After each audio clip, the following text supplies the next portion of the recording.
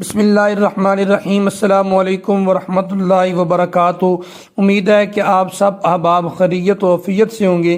پیارے بھائیوں، آج میں آپ کو یہ بتاؤں گا کہ اگر غسل میں یہ غلطیاں ہم کریں گے تو ہمارا غسل نہیں ہوگا۔ اس سے پہلے اگر آپ غسل کا صحیح طریقہ نہیں جانتے تو آئی بٹن میں میں اوپر لنک دے رہا ہوں، پہلے آپ غسل کا صحیح طریقہ جان لیں۔ لیکن اگر آپ غسل کا طریقہ جانتے ہیں تو یاد رکھیے گا، غسل میں یہ غلطیاں نہ کریے گا۔ اگر آپ نے غسل کرتے ہوئے یہ غلطیاں کی تو آپ کا غسل نہیں ہوگا۔ سب سے پہلے آپ یہ جانتے ہوں گے کہ غسل کرنے کے 3 فرائض ہیں۔ کولی کرنا، اب ہم کیا کرتے ہیں، پانی لیتے ہیں، گلے تک پہنچایا، ویسے ہی نیچے انڈیل دیا، اس طرح نہیں، بلکہ کیا کرنا ہے، پانی منہ میں لینا ہے اور اس پانی کو پورے منہ میں گھمانا ہے تاکہ سارا منہ اندر سے دھل جائے اور حلق تک پانی پہنچ جائے۔ پہلی غلطی احباب یہ کرتے ہیں کہ پانی لیتے ہیں، گلے تک پہنچاتے ہیں، ویسے ہی انڈیل دیتے ہیں اور منہ میں پانی گھماتے نہیں ہیں، جس کی وجہ سے غسل نامکمل رہ جاتا ہے۔ دوسرے نمبر پہ غسل کا فرض یہ ہے کہ ہم نے ناک میں پانی چڑھانا ہے۔ بعض احباب کیا کرتے ہیں، دوسری غلطی یہ کرتے ہیں، ناک میں پانی لگاتے ہیں، اوپر تھوڑا کھینچتے نہیں ہیں، جس کی وجہ سے نرم ہڈی نہیں دھلتی۔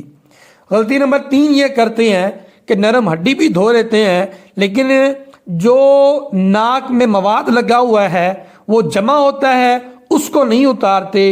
بائیں ہاتھ کی چھنگلی سے اس کا اتارنا ضروری ہے، نہیں اتاریں گے تو ہمارا غسل نامکمل ہوگا۔ اس کے بعد پورے جسم پہ پانی بہانا۔ ہم کیا کرتے ہیں، شاور چھوڑا، نیچے کھڑے ہو گئے۔ بہترین طریقہ یہ ہے کہ پہلے تھوڑا سا پانی لیں، پورے جسم پر پانی کو مل لیں، جس طرح ہم تیل کی مالش کرتے ہیں اسی طرح۔ اور خاص طور پر ان چیزوں کا خیال رکھیے گا کہ جب ہم چہرہ دھوتے ہیں تو ہمارے آنکھوں کے جو سائڈ پہ مواد لگا ہوتا ہے اس کو اتار لیا کریں۔ نہیں اتاریں گے تو وہ جگہ خشک رہ جائے گی، جب خشک رہے گی تو ہمارا غسل نامکمل ہوگا۔ نمبر 2 یہ ہے کہ جو ہمارے کان ہیں، کانوں کو اندر سے یہ دھونا یہ لازمی ہے، یہ ہر صورت میں ضروری ہے۔ اگر نہیں دھوئیں گے تو غسل نامکمل ہوگا۔ اب کانوں کو کتنا تک دھونا ہے، جہاں تک ہمارے کانوں کی یہ ولوٹیں ہیں یہاں تک اندر پانی ڈالنا ضروری نہیں ہے۔ اس کے بعد ہم نہاتے ہیں، پانی بہاتے ہیں، احباب کمر پر صحیح طرح پانی نہیں بہاتے۔ کچھ جو ہماری ناف کا حصہ ہے، جو سوراخ ہے، اس کے اندر انگلی نہیں لگاتے، یہاں پر پانی نہیں پہنچتا تو غسل کامل نہیں ہوتا۔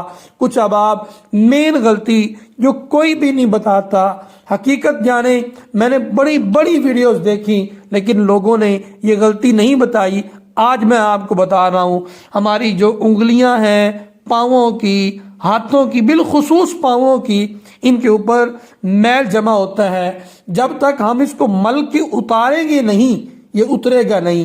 اس کو اتارنا یہ ضروری ہے، اتاریں گے تو پھر ہی اچھی طرح سے ناخن دھلیں گے اور ہمارا غسل کامل ہوگا۔ غسل کامل نہیں ہوگا تو نہ ہماری نماز ہے، نہ ہماری کوئی اور عبادت ہے۔ اگر غسل کامل ہوگا تو پھر ہی ہماری نماز ہوگی، پھر ہی ہم قرآن پڑھ سکیں گے، پھر ہی ہم اللہ کے حضور سجدہ کر سکیں گے، پھر ہی ہم اس کے حضور دعا کر سکیں گے۔ اللہ تبارک و تعالی مجھے، آپ کو، پوری دنیا کے مسلمانوں کو اپنی رحمتوں کا حصار عطا فرمائے۔ دعاؤں میں یاد رکھیے گا۔ السلام علیکم ورحمۃ اللہ۔